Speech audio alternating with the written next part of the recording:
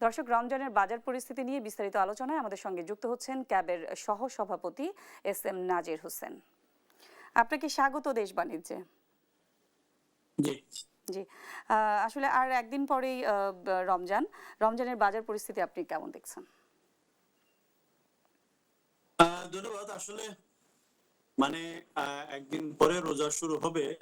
আমরা যেটা প্রতি বছরে নিয়ে দেখি, রমজান আসলে রমজানের ব্যবহার্য যে পণ্যগুলি আছে, খাদ্যপণ্য, সবগুলির দাম অন্যান্য সময় যদি স্বাভাবিক থাকে, রমজান আসলে এটা কিন্তু দামটা বেড়ে যায়। তো ব্যবসায়ীরা যদিও বলে থাকেন যে ডিমান্ড বাড়লে, চাহিদা বাড়লে দামটা বেড়ে যায়। তো এবারও তার ব্যতিক্রম হয় নাই আসলে। কারণ হলো, রমজানের ব্যবহার্য অনেকগুলি পণ্যের কিন্তু দাম ঊর্ধ্বমুখী। যদিও সরকার থেকে অন্তর্বর্তী কিছু উদ্যোগ নিয়েছে, যেমন ধরুন খেজুরের আমদানি শুল্ক কমিয়েছেন, অনেকগুলি পণ্য আমদানিতে অনেকভাবে তারা সহযোগিতা করেছেন। আমরা যেটা দেখছি, চট্টগ্রাম বন্দর এবং কাস্টমস এর যারা এলসি খুলেছে, এরকম দিয়ে রমজানের যে পণ্যগুলি আছে, বিপুল পরিমাণ স্টক মজুদের কিন্তু কমতি নেই।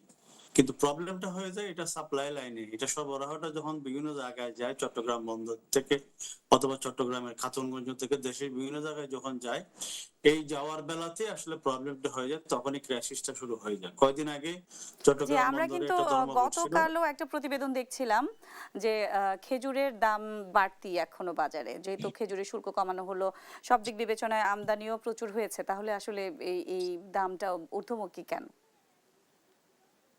না, এটা হলো যে এটা প্রতি বছর এই ঘটনাগুলি ঘটে থাকেন। যেমন এইবারও কিন্তু খেজুর আমদানিতে সরকার 10% আমদানি শুল্ক কমিয়েছেন, কিন্তু আমরা ভোক্তা পর্যায়ে এটার কোনো ধরনের সুফল দেখি না। কয়েকটি আইটেমের দাম কম আছে, কিন্তু অধিকাংশের বেলায় কিন্তু খেজুরের কিন্তু দাম এখনো অনেক বেশি।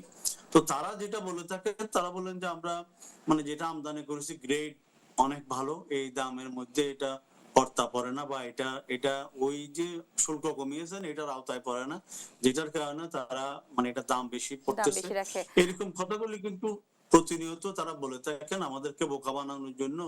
একদিকে সরকারের থেকে আমদানি শুল্কের সুবিধা পাবে, অন্যদিকে আমাদের ভোক্তাদের পকেট থেকে ভোক্তাদেরও বেশি টাকা পকেট কাটবে, থেকে এই বাড়তি অর্থ ঘটনাগুলি। চলে যায়। জি, নাজির হোসেন, এবার তো আগামীকাল নতুন সরকার গঠন হচ্ছে, শপথ নিচ্ছেন বিএনপি সরকার। তো সেক্ষেত্রে আসলে মানুষের প্রত্যাশাটাও কিন্তু অনেক বেশি, সাধারণ ভোক্তাদের প্রত্যাশাটাও অনেক বেশি যে বাজার স্থিতিশীল থাকবে, এবং অন্তর্বর্তী সরকারও কিন্তু বরাবরই বলে আসছে যে এবারে রমজানের পণ্যমূল্যে স্বস্তি আসবে। আপনার কাছে কি মনে হচ্ছে? না, আমরা যেটা মনে করি, আপনি ঠিকই বলেছেন, এই কাল থেকে নতুন সরকার দায়িত্ব নেবে। যদিও ধরেন রমজান শুরু সঙ্গে সঙ্গে সরকার দায়িত্ব নিচ্ছে। নতুন সরকার আসলে এই রমজানের প্রস্তুতির বেলায় তাদের কোনো ভূমিকা রাখতে পারে নাই, বা সম্ভব না। তবে আমাদের যে বিশ্বাস, সেটা হলো যে যেহেতু ধরেন বিএনপি দীর্ঘদিন পরে আন্দোলন সংগ্রামের পরে দায়িত্ব নিচ্ছে, এবং আর নিত্য প্রয়োজনীয় দ্রব্যের বাজারটি আসলে আমাদের 16-18 কোটি মানুষের স্বার্থের সাথে জড়িত। তো জনগণ যেরকম তাদেরকে বিপুল ভোটে জয়যুক্ত করেছেন, ম্যান্ডেট দিয়েছেন, সেক্ষেত্রে একইভাবে তাদেরও কিন্তু দায়িত্ব প্রতিটা নাগরিককে জীবন জীবিকা, তার খাদ্য নিরাপত্তা থেকে শুরু করে নিত্য প্রয়োজনীয় দ্রব্যের বাজার থেকে শুরু করে সবকিছুর বিষয়গুলা দেখভাল করার দায়িত্ব কিন্তু তাদের। তো সেক্ষেত্রে আমরা যেটা মনে করি, সরকার যদিও রমজানের প্রস্তুতির জন্য কিছু করতে পারে নাই, না পারলেও যখন বাজার থেকে দায়িত্ব নিয়ন্ত্রণে। নেবে তখন থেকে বাজার নিয়ন্ত্রণের বিষয়টা তারা অগ্রাধিকার ভিত্তিতে দেখবেন। এবং এটা আমার মনে হয় যে ল এন্ড অর্ডার সিচুয়েশনের পাশাপাশি ভোগ্যপণ্যের বাজারটাই অনেক বেশি গুরুত্ব দিয়ে দেখবে, এটা আমরা প্রত্যাশা করি। যে সেটা আমরা হয়তো রমজানেই বুঝতে পারবো যে আসলে পণ্যের মূল্যটা আসলে কোন অবস্থায় থাকে। আমি লাস্ট প্রশ্ন করবো জি, আপনাকে, চট্টগ্রাম বন্দরে কিছুদিন আগে যে অচল অবস্থা তৈরি হলো, এর কোনো প্রভাব আসলে রমজানের বাজারে পড়বে কিনা? আমরা যেটা মনে করি, যদিও ব্যবসায়ীরা অনেকেই কিন্তু এই বিষয়টাকে সামনে নিয়ে আসছেন, বাজার চট্টগ্রাম বন্দরের অচল অবস্থার কারণে অনেকগুলি পণ্যের দাম বেড়েছে।